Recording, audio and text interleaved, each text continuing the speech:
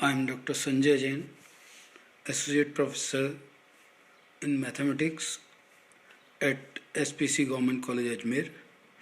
Today I have take my lecture on alternative method to find formula on angle between radius vector and tangent.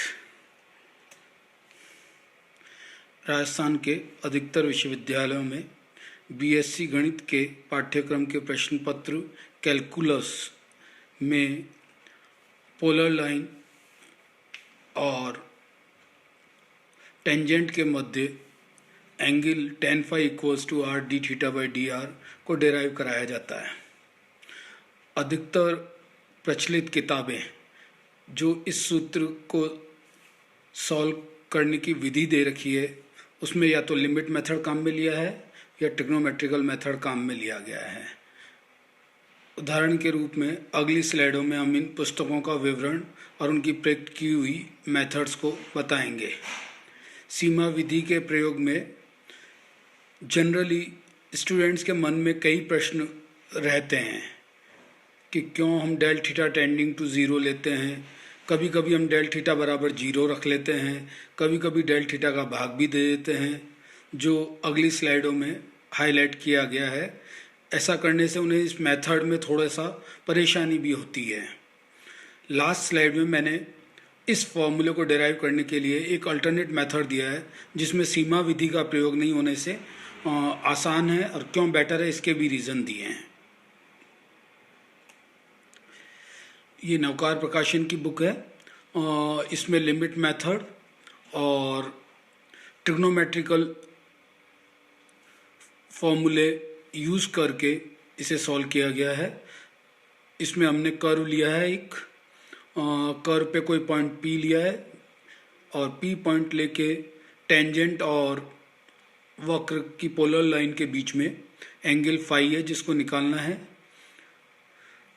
इसमें जो तरीका दिया हुआ है उसमें हम देख रहे हैं कि न्यूमरेटर और डिनोमिनेटर में डेल थीटा का डिवीज़न किया गया है, जबकि न्यूमरेटर डिवीजन में और या डिनोमिनेटर में किसी भी डिवीज़न में जब कोई क्वांटिटी ज़ीरो हो तो डिवीज़न देना पॉसिबल नहीं है। हालांकि del theta tending to zero का है और उसके करस्पॉन्डिंग डेल आर को एग्जैक्ट जीरो भी रखा गया है इसमें। तो ये बच्चों के मन में दुविधा रहती है कि कभी 0.01 भी तो हो सकता है, 0.02 हो सकता है। हम ये कह देते हैं कि बहुत छोटी संख्या है और जो जीरो के बराबर मानी जा सकती है, इसलिए ये मेथड को हम मेथड तक पहुंच जाते हैं।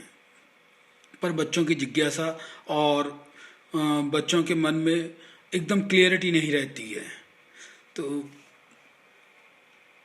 राजस्थान विश्वविद्यालय में चलने वाली इन किताबों में से एक किताब ये, दूसरी ये अवकल गणित जयपुर पब्लिशिंग हाउस की है, यही मेथड इसमें दिया हुआ है। ये अवकलन गणित कॉलेज बुक हाउस की है, यही टेंजेंट और लिमिट मेथड इसमें प्रयोग में लिया है। अवकलन गणित ये 4th बुक है जो विज्ञान एवं तकनीकी प्रकाशन की है, इसमें भी यही मेथड प्रयोग में लिया है। फाइनली जो मेथड हम बताना चाहते हैं वो इस प्रकार है, जिसमें हमने लिमिट मेथड को प्रयोग में नहीं लिया है। वही कर्व हम ले रहे हैं जिस पे हमने कोई बिंदु P, कर्व पे कोई बिंदु P लिया है, r थीटा उसके कोऑर्डिनेट लिए हैं। r थीटा कोऑर्डिनेट का मतलब OP की दूरी r है और पोलर लाइन और इनिशियल लाइन के बीच में बनने वाला एंगल थीटा है, दिस वन। और टेंजेंट और इनिशियल लाइन के बीच का एंगल या आउटर एंगल दैट इज शाई। और जो एंगल हमें चाहिए पोलर लाइन और टेंजेंट के बीच में बनने वाला, जिसको हम फाई कह रहे हैं, वो यहाँ है।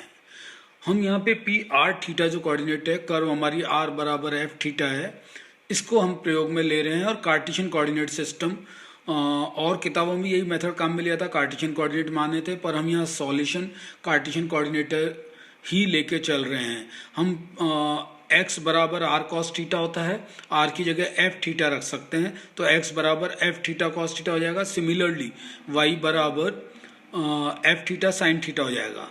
इससे हम dx बाई डी थीटा निकाल सकते हैं, dy बाई डी थीटा निकाल सकते हैं। और हम जानते हैं कि टेंजेंट का जो स्लोप होता है वो dy बाई डी एक्स होता है, जो कि tan psi के बराबर होता है। तो dy बाई डी एक्स को हम यहाँ पे dy बाई डी थीटा और d x by d theta लिख सकते हैं, और d y by d theta value हमने निकाल रखी है यहाँ पे, और d x by d theta value निकाल रखी है। ये दोनों वैल्यू हम यहाँ सब्स्टिट्यूट कर देते हैं। ट्राइंगल लॉ से हम ये भी जानते हैं कि आउटर एंगल शाई इनर एंगल के सम के बराबर होता है। इनर एंगल है फाई एंड थीटा। चूंकि हमें फाई निकालना है तो हम फाई एक्स तरफ लेके फाई को शाई माइनस थीटा लिख सकते हैं। दोनों तरफ हम टेंजेंट ले लेते हैं तो हमें टेंजेंट फाई बराबर टेंजेंट शाई माइनस थीटा मिलेगा। टेंजेंट ए माइनस बी का फॉर्मूला हम यहाँ पे लगा रहे हैं, और इन सब की वैल्यू जब हम इसमें सब्स्टिट्यूट कर रहे हैं तो सब्स्टिट्यूट करने के बाद वापस आर बराबर एफ थीटा रखने पे हम टेन फाई बराबर F theta upon F dash theta पे पहुंच जाते हैं। एफ थीटा को आर लिख रहे हैं हम वापस, और एफ डैश थीटा को D R by d theta लिख रहे हैं। तो इससे हमें टेन फाई बराबर आर डी थीटा बटे डी आर प्राप्त हो रहा है। इस फॉर्मूले में कोई लिमिट मेथड यूज नहीं हुआ है और सिंपल सब्स्टिट्यूटिंग हुआ है। और क्यों बेटर है, ये सिंपल कैलकुलेशन है, कोई लिमिट मेथड नहीं है, और जो हमको चीज़ें पता है वही हम फॉर्मूले में सब्स्टिट्यूट करके हैं और सिंपल रूप से हमें ये फॉर्मूला मिल रहा है। तो मुझे लगता है ये मेथड जो दिया गया है किताबों में उनसे बेटर मेथड है, और हमें इसे ही काम में लेना चाहिए। Thank you.